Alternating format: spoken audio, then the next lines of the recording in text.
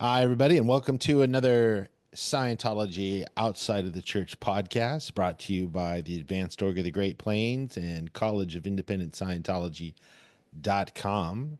AO-GP.org is our flagship website, and the college is a social media platform and online course room.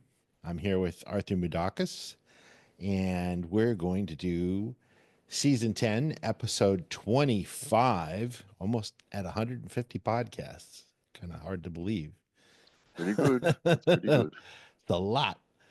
And we're going to do a podcast on survival and intention. Survival and intention. What's the difference? Are they the same? What does intention have to do with survival? What does survival have to do with intention? Like Keller H says, Mm. intention is cause. So let's start there. Obviously, survival is the ultimate Dianetic goal as far back as 1948 with the book, The Original Thesis, which was the basically abridged concept of Dianetics, the modern science of mental health, and was given to some publishing houses to drum up interest in the book Dianetics. So way back then, survival, that survive and survival is what a Satan spirit being does, at least in the physical universe, trying to survive. And this is important because one can survive and not have much intention, or one can survive and have a lot of intention, and intention is cause, as we just mentioned. So this is it's an interesting conundrum. What's the difference? Mm. This was Arthur's idea, his little kernel. So, Arthur, what say ye? Well, well, I say intention and survival doesn't discriminate. It doesn't discriminate in the sense that it doesn't matter what your intention is, you'll act it out. Whether your intention based on your current survival situation, your intention could be a bad idea or it could be a good idea. It could be a healthy idea, an unhealthy idea. It could be based on physical body urges. Mm-hmm. Um, and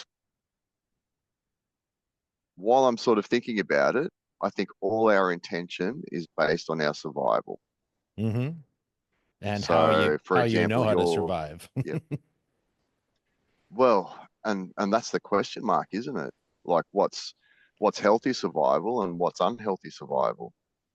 Because I mean, Mm-hmm. from what I understand from the body, it'll do everything in its power to keep you alive for as long as possible.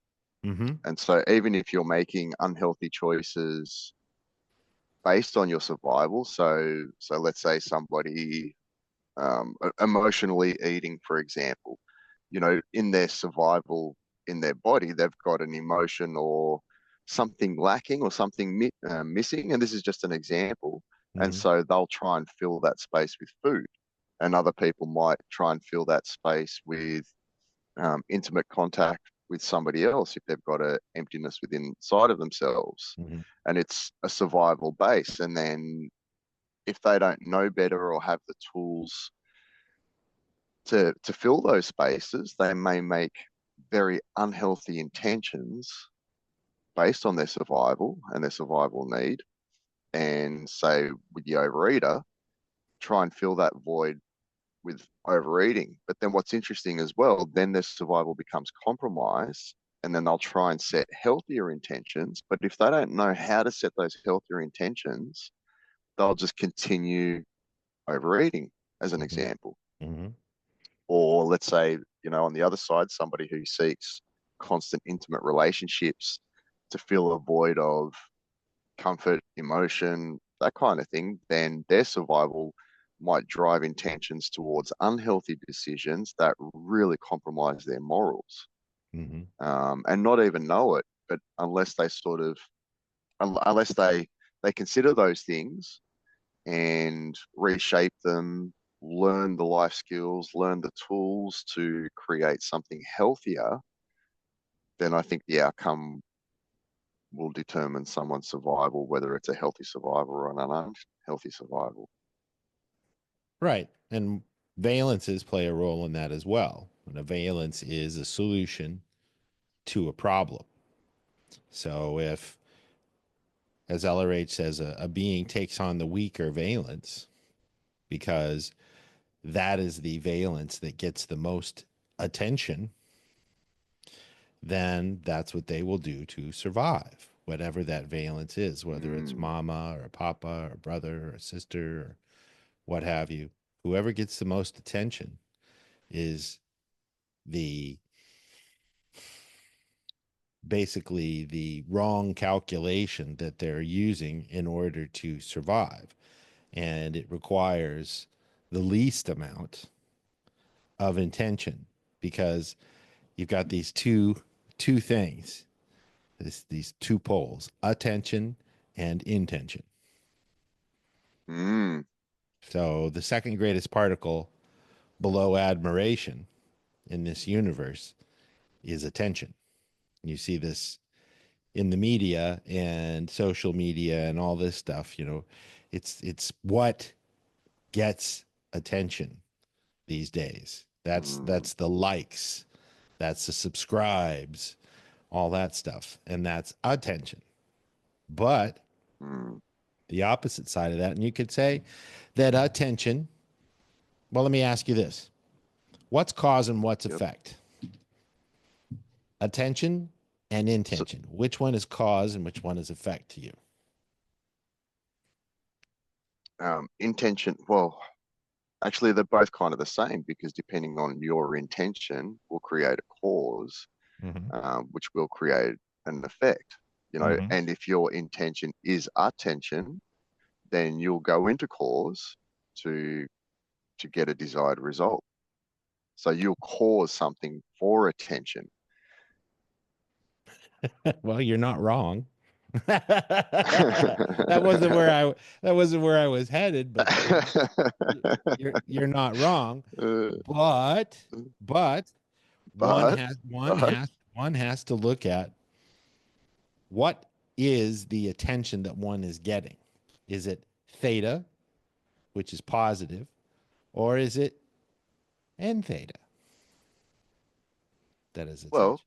if we take it back a step further, before you even get to attention or intention, what's going on for the being to want to cause certain results? Well, that's true because as a baby, you have to have attention to survive. As a Yep. child, you have to have attention to survive. As a teenager, now you're looking for attention from another dynamic roundabout puberty.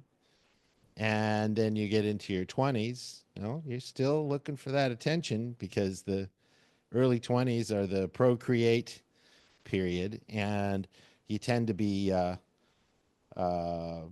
driven by the hormone, slave to the hormone.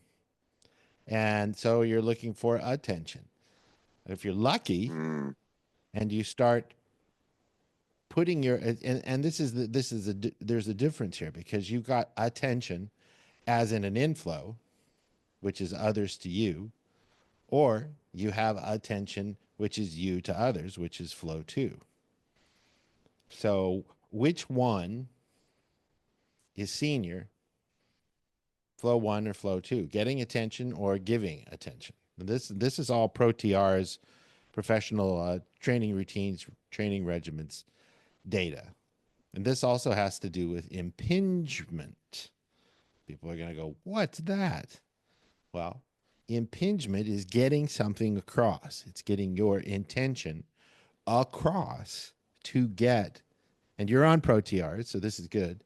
You're getting your intention across, looking to see that somebody has attention on you. This is axiom 28 in the Scientology axioms communication formula. You have to have attention while you're giving intention to receive something back. So mm, If you don't, you're a low talker. Hey, or you got hey, because that's when you're impinging, you're getting across. So survival is directly correlated to intention, but with the observation of attention Attention. on Yeah. the other end. If you're playing catch with somebody and you're throwing a baseball and they're not paying attention, they're going to get beamed in the head with the ball. So you need to make sure they're paying attention. So survival, attention, and intention, and impingement. Because Mm, if you don't, this is something you learn regular TRs as well, is that you have to impinge in life. To the degree that you impinge, you're getting it in there. It's like getting a needle into the skin or getting a drill into the wood. To the degree that you're pushing that drill into the wood, whether it's by hand or electrically or pneumatically, you have to do enough to get in there to create some sort of an effect in order to countersink a screw, for example. If you don't press hard enough or you don't have the right drill bit, which is the intention, you're not going to get in there. So, how can you survive without having enough intention? And this is an analog to everything else in life. If you don't mm, impinge, you don't drive it in, it's not going to get across and you're not going to be able to survive. And this is the key concept in life. Can you impinge? okay. So, impinge. Advance over an area belonging to someone or something else, i.e., encroach. Mm-hmm. And its derivative is encroach. So Mm-hmm. you actually have to occupy a space as well in order to impinge, whether it's mentally or physically Right. And or verbally. per LRH, power is the ability to hold a position in space. So if you can't hold your position in space as a terminal, because it's a two terminal universe, doesn't communication doesn't have to be two-way for the Scientology axioms. Mm, You can have communication with your environment, and your environment is communicating with you. You can see that there are trees and the sun and the clouds and all of that. And you go, oh, that's a beautiful sunset. Okay, that's communication. It's with yourself, but when it's with somebody else, you've got to impinge by holding a position in space, being a terminal, and getting your intention across. And your intention, to mm, some degree, greater or lesser, depending on the severity of the situation or the necessity of the situation, your impingement is going to be higher or lower. So survival is directly correlated to your ability to impinge upon your environment. mm. Interesting. Interesting.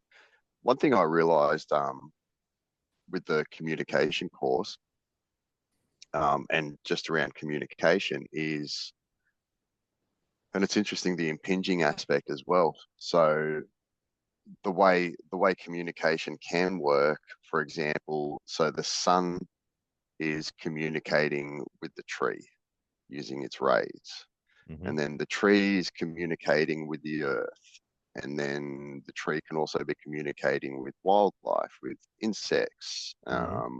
or an even simpler thing. If I have a cup of coffee on a table, the coffee is communicating with the cup, which is communicating with the table, which is communicating with the floor it's sitting on, which is communicating with floorboards, which is communicating um, with the ground, which is communicating with the core, and it just Mm-hmm. goes on and on and on, and they're all impinging on each other. Right. Um, but are they attention or intention? Because I'm the one driving the intention to put the cup on the table, but they're all at attention because they are where they are, and they're all also impinging on each other. this just started this just started getting deep. Hang on, folks. Put your seatbelts on. Here we go. Deep dive commences. We're gonna do a little bean burn in here. Those are great. Those are great, great concepts because there are certain things that a thetan does in the physical universe with a body or in conjunction with the body. What you're doing in the physical universe is you're moving matter, energy, space, and time around per the Scientology axioms, which can be found in the Scientology 0 to 8, the basic book, as well as a couple other places. Um, so what you're doing is you're sort of like the physical universe is one big piece of clay. So we have these inherent things in the universe. We have resources, natural resources. Your body is one, and maybe you've never thought of that, but your body is a natural resource. It's a commodity. It only lasts for a certain period of time. It has a very narrow band within which it can operate as far as temperature, pressure, uh, and this is something you have to take into consideration. And so what a thetan does is they move the physical universe around and they combine these constituents. You've got all these things you add together as far as chemicals, or you're moving earth around, you're taking trees and you're turning into a log cabin, all of that stuff. But the thing is that there is impingement going on. A seed impinges into the soil and puts in a taproot and then grows up a sprout and reaches up towards the sun and collects light in order to photosynthesize, so on and so forth. So there are other life forms that do the same thing that we do, but Mm.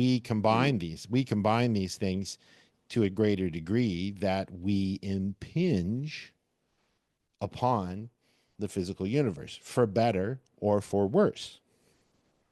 So when you look at survival and intention, as you were talking about earlier, you have to take into consideration what is your intention. And it's not just what is an intention. You could have the intention to take the trees and turn it into a log cabin, but you have to look at, okay, what's the economy of that? How long is it going to take me to cut these trees down? How long is it going to take me to peel the bark off? How long is it going to take me to cut these things and lift them up and move them onto other trees to make a log cabin, and so on and so forth, depending on Yep. Yep. what age of society you're living in as far as the tools you have and everything. So theta is cause over the universe, the physical universe, to the degree that it has an intention of survival. So that's where necessity level comes in. What is your necessity? Your Mm. necessity is right before intention. So to the degree that you have a necessity level is to the degree that your intention is pro survival. What's the necessity of this? I need a roof over my head. I need the rain to not give me a cold or make me sick or something like that where the body dies. So survival and intention go hand in hand, but one is cause and one is effect. And you have to flip those back and forth. I need to survive. Here's my intention. Mm-hmm. I'm surviving better. Now I don't have to use as much intention, but necessity level drives you to do other things to combine these constituents of the physical universe, mold them around, and now we're post-industrialism and everything's made for us. And like you were saying, the cup sits on the counter, this and that, and all that stuff.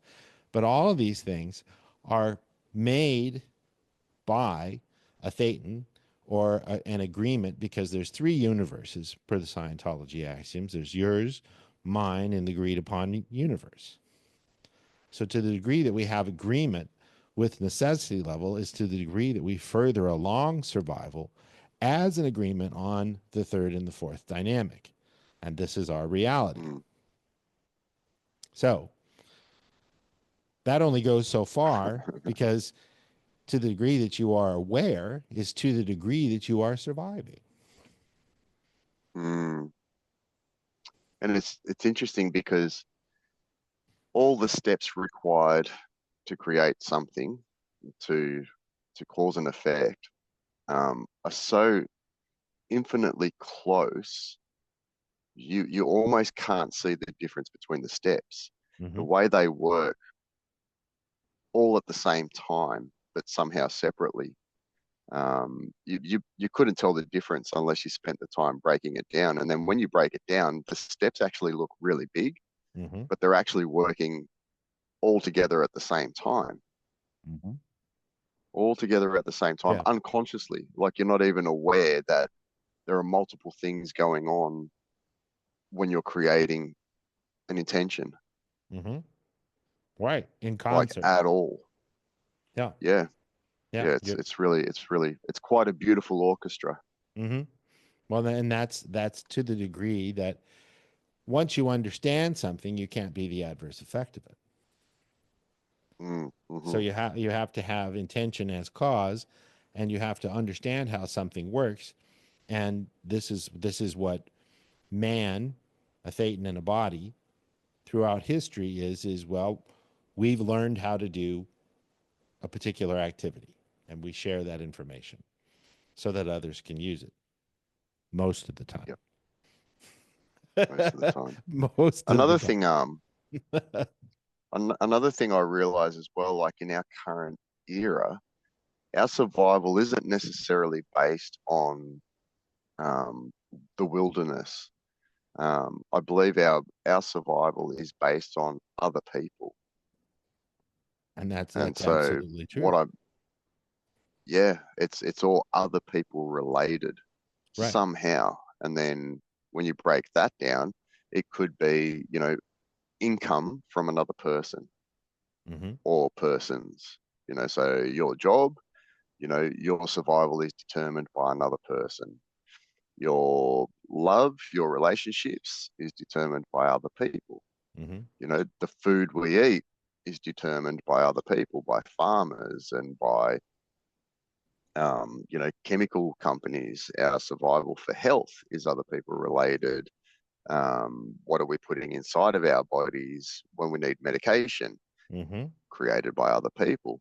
The new wilderness we have to survive is other people related. It's not wild wilderness where we have to worry about being eaten by another animal. We're worrying now about being eaten by other people, Yeah, metaphorically, and in some cases, depending on where you're at metaphorically. Yeah. on the planet, maybe if That's right. you're near cannibals in Brazil, for example. Yeah. But how many people do you and I know that their survival is completely based off of their own abilities?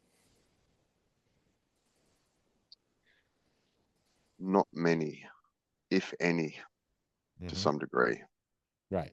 I mean, I could safely say what you've created through AOGP, you've created your survival through your ability.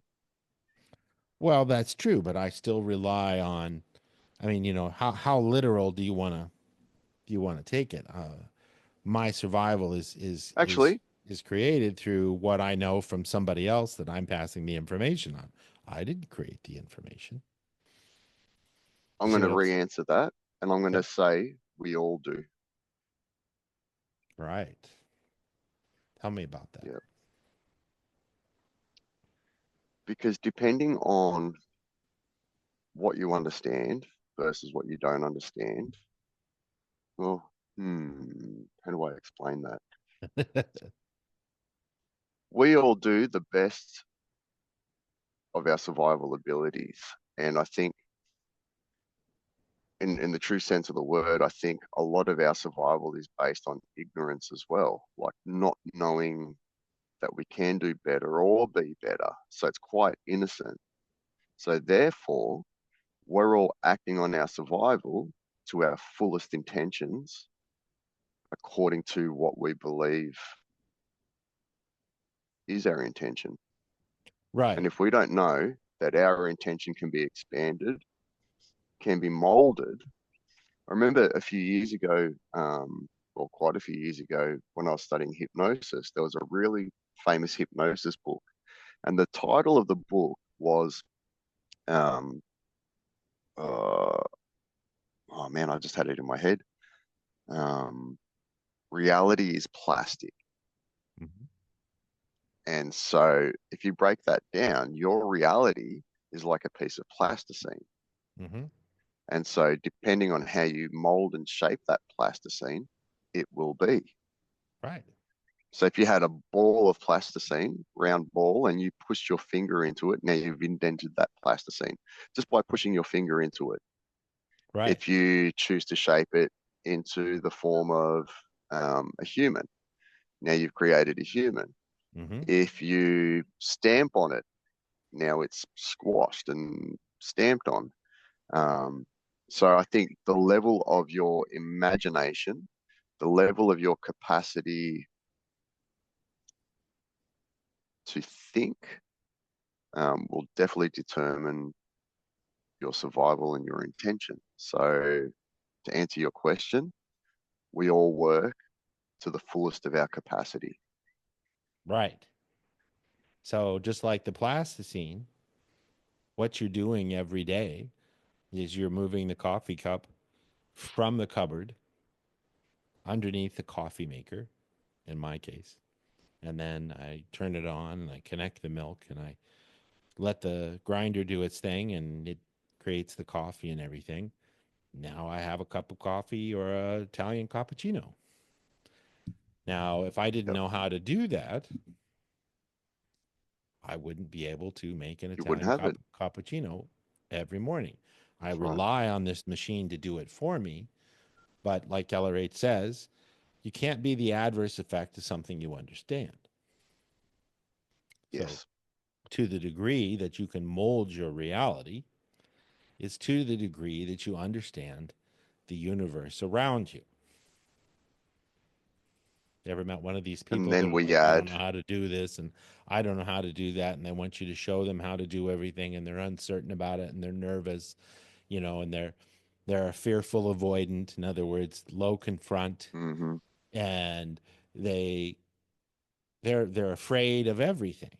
So yep, your impingement is directly correlated to your tone level, your amount of ARC with the universe around you. So you can't intend if you're in fear. What are you doing when you're in fear? You're like, oh, oh, oh. One of our cats who was just on my desk a moment ago. She's in fear as her chronic tone level because of something that happened to her before I got her. And Goose, we call her. She's in fear. She's a scaredy cat. She runs away from everything. mm, She's in fear. mm-hmm, Whereas one of the other cats, he has no fear whatsoever. Which yeah, yep, that's why they have 9 lives. But the thing is he's uptone and he's adventurous and all this stuff. So to the degree that you have ARC with your environment is to the degree that you can impinge upon your environment and be in mm, control over it is also an index of survival per LRH. mm. Yeah, it's a tricky one, isn't it? Because even when we did the last podcast, I realized while we were doing that, when you said, um, moving through all these things, so then you can start playing real games. Mm-hmm. And that really struck me because it got me thinking, if I was to play a real game, what would it be? And I still can't even bring my mind to perceive a real game just yet. Hmm. Why do you think that is? Oh, well, because I'm so aberrated and I'm uneducated and and but the reality of that is really cool because it's made me realize in order for me to play a real game, there's a lot I need to do in order to get there. Mm-hmm. Or I could sit here and play my multiple little multiple little ignorant games that I think are so real Mm-hmm. when they're actually not. So that I understand. The games I'm playing now in life, they're not anything special Mm-hmm. at all. Okay, let's They're do it. Let not, they're not, yeah, Go ahead. yeah, they're not anything different to what I see other people go through Hmm. at Okay. all. They're not greater. Yeah. So tell me what is the game you're playing right now? The game I'm playing right now is living my life off a clock, Hmm.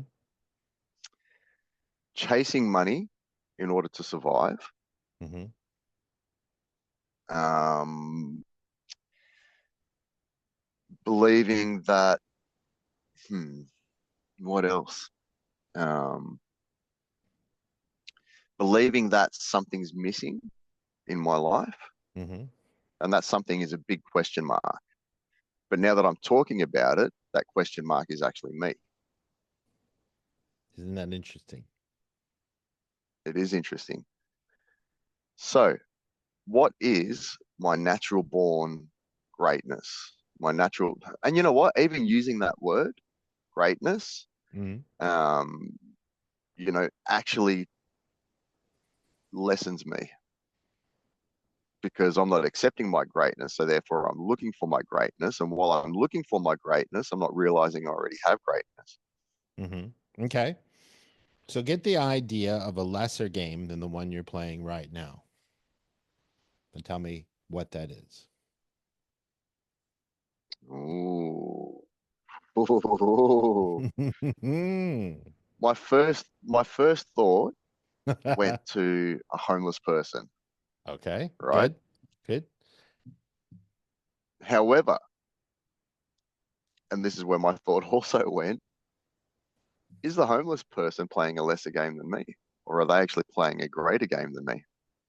Well, that's their consideration, and considerations are senior to the physical universe, and that's their universe, not yours. So is that a Yep. lesser Because, game than what you're playing right now? well, and the reason I think that might be a greater game is because at this stage in my life, I've accumulated so many things that I thought would be greater for me, Hmm. right? Sometimes in my heart, and I'm Hmm. going to openly admit this, sometimes I wished, I come home and my house has been burnt down. And all that crap that I've accumulated over the years has all of a sudden been dealt with Hmm. because I've built up so many unnecessary things in my home Hmm. and in my life, right? That I'm always struggling to keep those things active. But at the same time, they're also burdens to me too, Hmm. preventing me from doing other things. And then sometimes I wish for a house fire so everything could just be wiped out. And then at this stage in my life, I now have a clear mind to progress in a different way. Okay. So it's almost like my life so far has burdened me to such a degree Hmm. from the choices I've made and purchases, whatever it might be. Um, they just seem to get in the way. Hmm. So But in the go ahead. yep. But on the flip side, right, if I was in such a position, I would not know how to proceed. Hmm. Right. So if you were playing the game of a homeless man, Yep. what would your viewpoint be then as a lesser game than the one you're playing right now, where you wished you could just absolve yourself of Okay. all of Yep. the trappings and responsibilities, care, maintenance, oversight, Yep. whatever you Yep. want to Yep. call it, stuff. What Yep. would that viewpoint be there if you were on the street, had no home, pushing a cart around with a plastic bag over you to protect you from rain? I would probably recreate what I lost. However, I'd recreate it not only with more intention and more thought, but if I've got a fresh piece of plasticine that hasn't been blended with other colors of plasticine, with what I've learned thus far, the new one would be sculpted a lot cleaner. Hmm. Okay, now let's. Whereas the plasticine I've been playing with, it's a different color altogether than what it started as. Hmm. Because I've tried adding a bit of red to the yellow. I've tried adding some white. I've tried making it real colorful and special and this and that. Whereas the simplicity is I've taken a yellow piece of clay and I've aberrated it to such a degree, you Mm-hmm. can't even tell it's yellow anymore. Mm-hmm. So if I throw that distorted yellow piece of clay away and start with a fresh piece of yellow, I now know not to add other colors to it because it's perfect as it is. Mm-hmm. Okay. Now let's go to the opposite end of the spectrum and let's say a much greater game than what you're playing now, not a lesser game. How would that be? What do you see there? Hmm. It'd, for me personally, it'd be something that makes an impact on humanity. Okay. So what's the clay like as an analog? What's the clay like there as opposed to the homeless person or the current piece of clay that is an analog for your current possessions, life, that sort of thing? What would that greater game? What would the clay be like then? It'd be more intentional, very intentional. I'd be much more careful how I mold that clay. Mm-hmm. Okay, now how is that I'd any be different more than intentional. yeah, but how is that any different Yep. than the clay you just told me about from the homeless person's viewpoint, as far as what you would do with that clay? Okay. The first clay was an uneducated molding. It was an experiment. Mm-hmm. And then so what I've learned from molding that clay, I've learned what does work and I've learned what does not work. And so my intention would be more focused on what does work in order to create or sculpt that clay Mm-hmm. so specifically to a way that I want it That's without with having to add other clay, without, yep, okay, that's with the homeless person's valence, or is this the greater game? that would be the greater game. Okay. How is it any Yep. different? How is it any different? Why would you say that?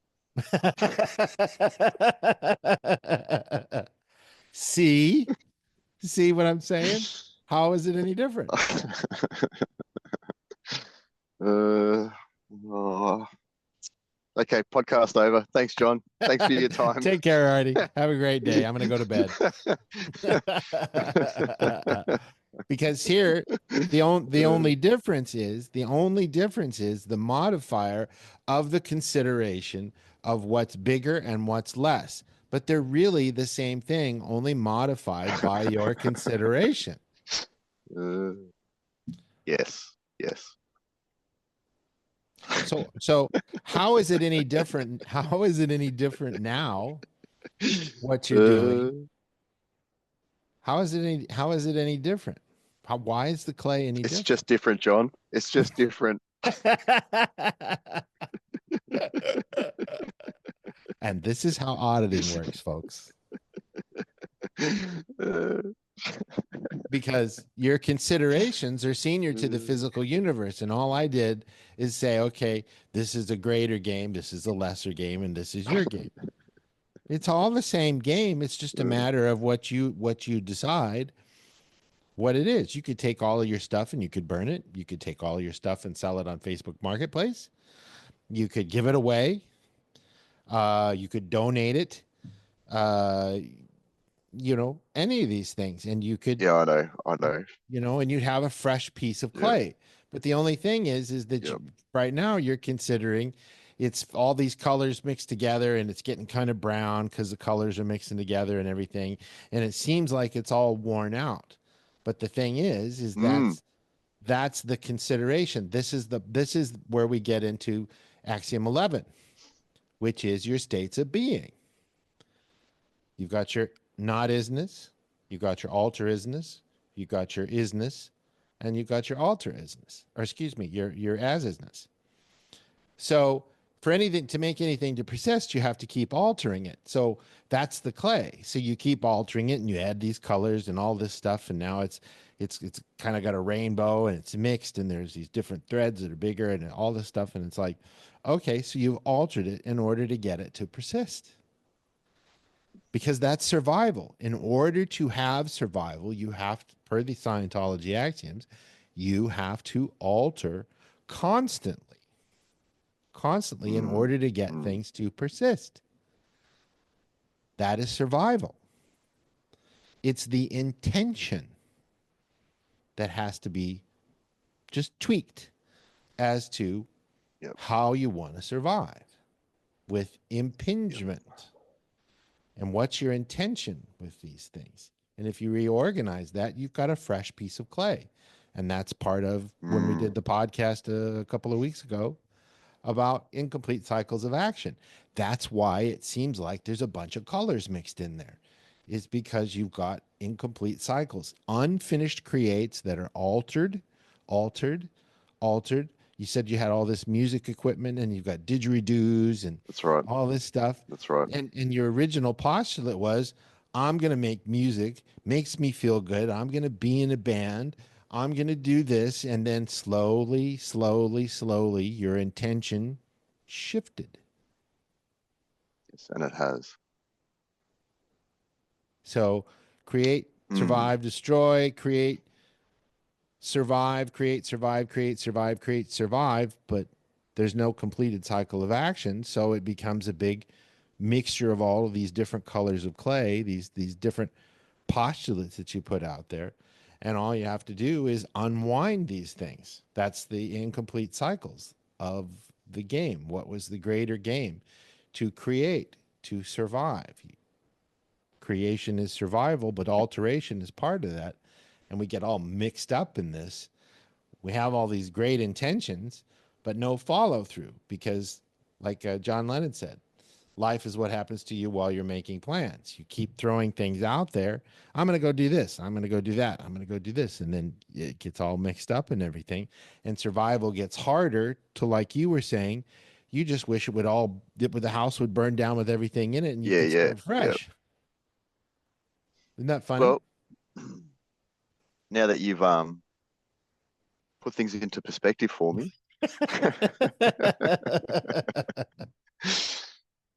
but it's interesting because I'm actually in the process of doing that. Hmm. And so while we're discussing this, I'm realizing that what I'm actually doing, I'm not completely conscious of. However, I'm doing it, and that is I'm starting to clean up my house in that sense, sell Hmm. stuff, give stuff away, that kind of thing. But I'm also taking a side step because I'm uncertain of my potential ability. So I'm taking a side step to go on course to remove those things that are preventing me that started my creation. Hmm. And then going through that, then I can reevaluate and create new intentions around what I actually want. Hmm. Right. You have So to I'm actually unwind the in that counter process. creates. Yeah. Yeah. But I also realize um, that there are elements getting in the way of a greater game. Yeah. And what, So I recognize that. right. And in order to I don't know, bring a real game more forward, I need to take some time out to the side, re-educate myself, expand my knowledge Hmm. in order to create greater intentions that my mind at the moment, at this stage of my life, doesn't have the capacity to perceive. Hmm. Right. Like that greater game that we were talking about where you could help humanity. Yes, Now here's a bean yes. burner. You're already doing it, Arthur. And it's funny you say that because I am, but because it's not here now, it doesn't feel like I am. Oh, but I beg to differ. I beg to differ. Do you know why? Maybe I'm just too impatient. Here's why. Here's why. You go out of your way to do a podcast in a parking lot Yep, by a lake in the morning yep. with me because you want to. You're already Yep. playing that greater game. And you have been for months and months and Mm, months and months and months and months and months without even realizing it. without even realizing it. Do you know how many people? Isn't that crazy? Yeah, Isn't that crazy? you know how many people tell me how great of an addition you are to this podcast? Well, thank you, John. I didn't. I just agree with him. I'm just going, yeah, yeah, he's a great foil. Quentin, yeah, he's a great foil. You know, and see, that's It the is a good thing. combination. Yeah. Yeah. And so here you are, you're saying you want to play this greater game. You're already playing it. Mm, You're mm. already playing it. If that's not a kick towards humbleness, yeah. Yeah. So it's not something you're striving for. It's something you're doing right now because Yeah, sure. this is survival. It takes intention to do a podcast 2, 3 times a week. Yeah, And it and you does. and you wouldn't do it, and it contributes to your survival because you said that you wanted to help humanity. And I realized that we only have a few hundred people that listen to any particular podcast, somewhere in the neighborhood of, well, it depends over time they accumulate, but it's not what you would call rapid. We have more subscribers pretty much every week and all of this stuff. But the thing Mm, is hmm. is as a being, you're always putting this stuff out into the future, into the future, into the future. But the thing is the future is right now. The future is right now. Yes, It yes, in the physical yes. universe, it's this linear thing that keeps on going. And the moment you make that postulate and you do something about it, you're in the future because you put it Yep, there. yep. You're sitting in your Mm, car on a Saturday morning in Australia, taking your time out before you go to work to do a podcast to help humanity and get a point across and get people thinking and mm. deciding that, yeah, I can do this too. Yep, yep. Isn't that funny? Okay, okay. I see your point. I see your point. So there's that fresh piece of clay. Mm, Funny thing is, it's not so fresh because you've been doing it for months and months and yes, months and months. yeah. And to some degree, even before Yeah, doing the podcast as well. yeah. Yeah. Actually, So probably more to some degree, quite a lot. right. So how does that clay look to you now, right now, than the homeless guy, or the clay in the future? It's the same piece of clay. They're all the same because there Yeah. is no time, there is no space, there is no distance. Now I want you to unmock that piece of clay of the homeless guy. Go ahead and do that. It's already done. Okay. And It's I'd already like you to done. unmock that piece of clay that is your house burning down and all of your stuff in it. And you know what that is? That's just laziness. That's all it is. Because then it means I don't have to advertise. I don't have to do any effort Right. to remove all that stuff. It's just sheer laziness. Right. It's a solution, but is it really responsibility? Is it really knowledge, responsibility, and No. control and KRC? Yeah, no. Right. Because I'd also lose things I don't want to lose. Right. Right. You throw the Yeah. baby out with the bathwater. So, Yeah. the clay isn't as dirty as you might think it looks, but that's because your consideration of it. And hopefully and I'm doing this just to give an example to our listeners that it's all one and the same. It's all survival and It is. intention. It is. It is. Your Because intention is ultimately, already in place. you know, You would it be doesn't matter where you are, it's still moldable. right. And it's not nearly as dirty as Yeah. you think. It's only that you think it's dirty because you're already Yes. moving in that direction. You're doing podcasts. They're listening to this podcast. Why are they listening to this podcast? Because they've already got that brand new piece of clay in the future, and they're putting it out there, and they're trying to get this data, and they're trying to apply it to their life, and they trust us with the information that we put out there. They feel better when they listen to a podcast and like, yeah, I mean, this is great stuff. I can Mm-hmm. use this and I can go out and do it. But it's intention. You have to have the Yeah, that's intention right. to do these things, and that's survival. So That's what you right. put your attention on is what you get, per Mm-hmm. element. Very good. Yeah. This was So, good fun. yeah. This one was really good fun. Yeah. Yep. So we'll leave it at that. And it's a nice little red bow on your new piece of clay and survival and intention. So your intentions are already there. Keep acting on them. Keep putting it there. Keep putting it there. You've got to change it. You've got to alter it to make it to persist. But the way you alter it, survival, is based off your Mm, intention of how you want to survive. mm. So thank you for being here, Arthur, on this bright, sunshiny day in late summer in Australia. And it's night here in South Africa, but it's still late summer. And Yep. we hope everybody got a kick out of this and it made you think. And we'll see you in a day or two for another podcast. Thank you, everybody. Namaste. And we love you. Bye bye. Thank you and goodbye.